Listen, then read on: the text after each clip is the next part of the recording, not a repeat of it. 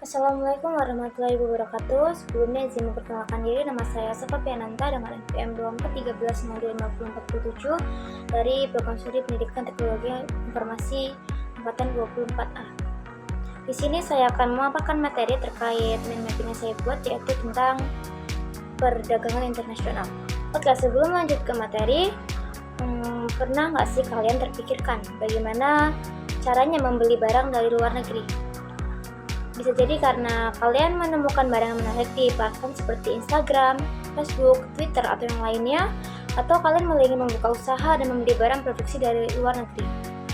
Nah, supaya bisa melakukan transaksi itu, kalian perlu tahu dahulu pengertian dari perdagangan internasional itu apa. Oke, perdagangan internasional adalah aktivitas jual beli barang dan layanan antar berbagai negara yang melibatkan konversi mata uang dan lintas batas. Negara-negara yang terlibat dalam transaksi ekonomi internasional mempunyai tujuan untuk memenuhi kebutuhan domestik dan mengoptimalkan pemanfaatan sumber daya yang tersedia. Perdagangan internasional dapat dilakukan oleh berbagai pihak, mulai dari individu, perusahaan, hingga pemerintahan. Sebagai elemen vital dalam dinamika perekonomian global, perdagangan internasional memungkinkan akses terhadap barang dan layanan yang tidak tersedia secara lokal, atau dapat diproduksi dengan lebih efisien di luar negeri. Kegiatan perdagangan juga memberikan kesempatan bagi negara-negara untuk memperluas pangsa pasar dan meningkatkan pendapatan dari ekspor. Setelah mengetahui apa itu pengertian perdagangan internasional, selanjutnya yaitu tentang jenis-jenis perdagangan internasional. Yang pertama ada ekspor. Ekspor merupakan kegiatan menjual barang ke luar negeri. Contohnya ketika Indonesia melakukan ekspor pakaian ke Amerika Serikat, itu artinya Indonesia menjadi negara yang melakukan penjualan pakaian. Ada dua cara yang dapat dilakukan dalam melakukan ekspor. Yang pertama yaitu ekspor biasa dan kedua yaitu ekspor tanpa L atau C dengan L letter dan C itu kredit sebagai alat pembayaran. Lalu yang kedua ada impor. Impor adalah kegiatan membeli barang dari luar negeri. Impor ini kebalikan dari ekspor. Artinya, jika Amerika Serikat membeli pakaian dari Indonesia, dapat dikatakan bahwa Amerika Serikat melakukan impor pakaian. Lalu yang ketiga ada barter. Barter sendiri merupakan transaksi dengan saling menukarkan barang satu sama lain. Barter dilakukan dengan terlebih dahulu menentukan nilai suatu barang untuk kemudian dibayar kembali dengan barang yang memiliki nilai sesuai dan disepakati. Lalu yang keempat ada konsinyasi, seperti barang-barang yang ingin dijual atau dititipkan di pasar internasional menunggu adanya pembeli. Penjualannya dapat dilakukan melalui pasar bebas atau bursa dagang dengan cara dilelang. Lalu selanjutnya ada packaging deal. Merupakan kegiatan perdagangan internasional yang berguna untuk memperluas pasar suatu produk. Sistem ini dilakukan dengan cara membuat perjanjian dagang atau trade agreement dengan suatu negara. Isi perjanjian tersebut berupa ketetapan jumlah barang yang akan diekspor ke negara lain atau diimpor ke negara tertentu. Lalu yang selanjutnya ada border crossing, merupakan perdagangan yang terjadi di negara yang saling berbatasan dan berdasarkan perjanjian tertentu. Bertujuan untuk memudahkan penduduk yang berada di negara perbatasan agar lebih mudah dalam berbelanja.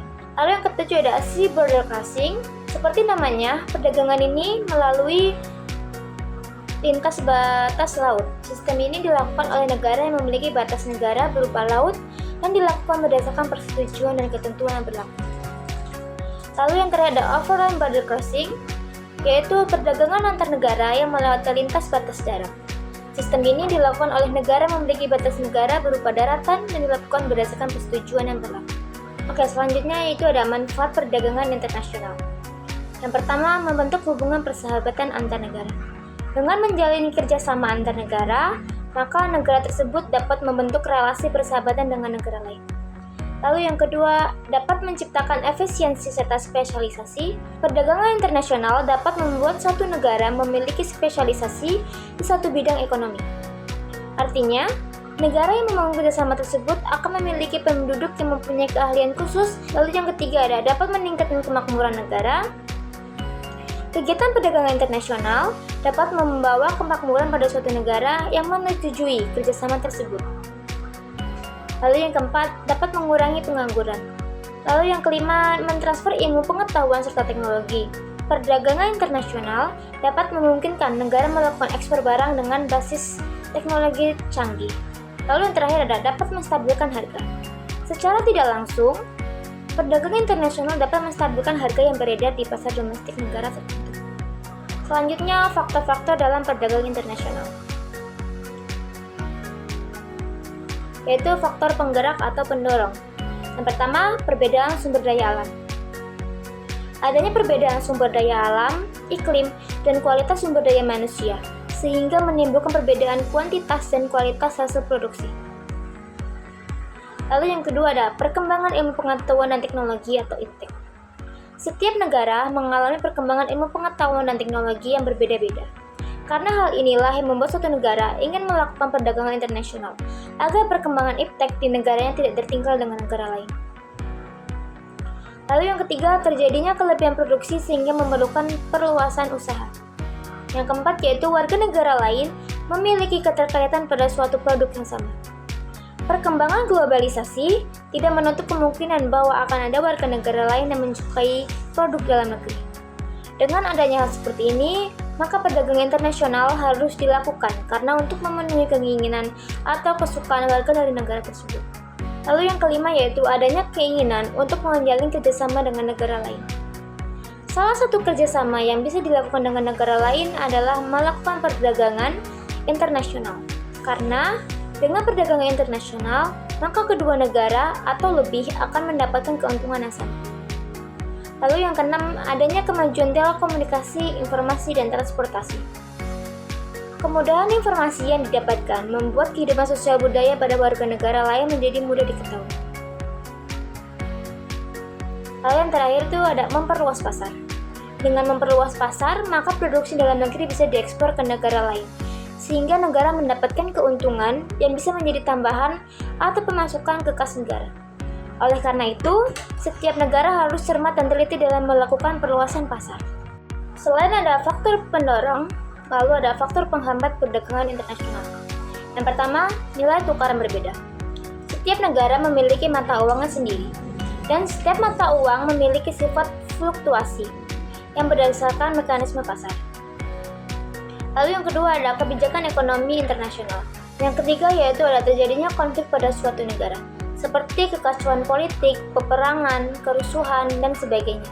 Jika terjadi konflik pada suatu negara, maka proses perdagangan internasional menjadi terganggu. Lalu yang keempat ada kegiatan ekspor dan impor yang terlalu lama. Kegiatan ekspor dan impor menjadi peran penting dalam terjadinya perdagangan internasional. Lalu yang keempat ada kegiatan ekspor dan impor yang terlalu lama. Kegiatan ekspor dan impor menjadi peran penting dalam terjadinya perdagangan internasional. Namun, kegiatan ini harus melewati bea impor dan bea ekspor pada suatu negara, sehingga kegiatan ekspor dan impor membutuhkan waktu yang lama. Yang kelima yaitu ada kualitas sumber daya manusia yang rendah. Kualitas sumber daya manusia yang baik akan menghasilkan proses produksi yang maksimal. Lalu yang terakhir ada organisasi ekonomi regional pada suatu negara. Pada saat ini, organisasi ekonomi regional sudah banyak berkembang.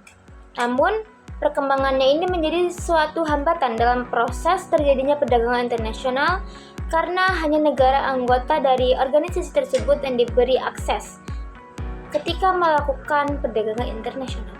Lalu 8, kebijakan perdagangan internasional diantaranya yaitu yang pertama tarif, merupakan pajak yang dikenakan pada barang yang diimpor.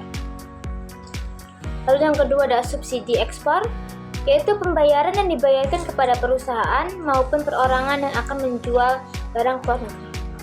Yang ketiga ada pembatasan impor, pembatasan langsung yang dikenakan atas jumlah barang yang diperbolehkan untuk diimpor. Lalu yang keempat ada pengekangan ekspor secara sukarela, merupakan kesepakatan pengendalian secara sukarela. Lalu yang kelima ada persyaratan kandungan lokal, yaitu aturan mengenai bagian tertentu dari unit fisik. Selanjutnya ada subsidi kredit ekspor, yaitu wujudnya berupa pinjaman yang disubsidi kepada para pembeli. Lalu yang terakhir ada hambatan birokrasi, merupakan salah satu bentuk pembatasan yang dilakukan oleh pemerintah untuk membatasi impor. Perdagangan internasional memiliki efek ganda. Terdapat dampak yang menguntungkan dan merugikan bagi negara-negara yang terlibat. Oke, yang pertama kita bahas dampak positif perdagangan internasional. Yang pertama, pertumbuhan ekonomi. Perdagangan lintas batas dapat mendorong perkembangan ekonomi melalui peningkatan aktivitas ekspor dan impor yang berpotensi pada meningkatnya pendapatan negara serta menciptakan kesempatan kerja baru. Lalu yang kedua ada penciptaan lapangan kerja. Kegiatan perdagangan internasional menciptakan peluang kerja di sektor-sektor seperti manufaktur, transportasi, dan logistik. Lalu yang ketiga ada transfer teknologi. Perdagangan internasional memfasilitasi transfer teknologi dan pengetahuan antar negara yang dapat membantu negara-negara berkembang meningkatkan produktivitasnya dan daya saing mereka. Lalu yang keempat ada peningkatan kualitas produk. Persaingan di pasar global mendorong perusahaan untuk meningkatkan kualitas produk dan layanan mereka. Yang kelima ada akses produk yang terjangkau. Melalui perdagangan internasional, konsumen dapat mengakses berbagai produk dan layanan dari berbagai negara dengan harga yang lebih bersaing. Dan terakhir itu ada penguatan hubungan diplomatik. Kegiatan perdagangan internasional memiliki potensi untuk memperkuat hubungan diplomatik dan kerjasama antar negara. Lalu dampak selanjutnya itu dampak negatif dari perdagangan internasional, yaitu yang pertama ketergantungan pada negara lain. Negara-negara yang terlalu mengendalikan impor beresiko terhadap fluktuasi ekonomi di negara lain. Lalu kedua ada masuknya produk impor yang ekonomis. Kedatangan produk impor yang ekonomis bisa menghambat pertumbuhan industri lokal serta mengakibatkan pengurangan lapangan kerja. Lalu yang ketiga ada munculnya kesenjangan ekonomi. Perdagangan internasional dapat memperdalam kesenjangan ekonomi antara negara-negara yang makmur dan negara-negara yang miskin. Lalu yang keempat ada kerusakan lingkungan. Aktivitas perdagangan internasional dapat merusak lingkungan, termasuk pencemaran udara dan air. Lalu yang terakhir itu ada hilangnya kearifan lokal. Penetrasi budaya asing melalui perdagangan internasional berpotensi menghilangkan warisan budaya lokal. Oke, mungkin itu saja yang dapat saya sampaikan atau saya paparkan terkait materi perdagangan internasional. Saya mohon maaf jika terdapat kesalahan kata atau dalam penyampaian masih kurang. Saya akhiri, wassalamualaikum warahmatullahi wabarakatuh.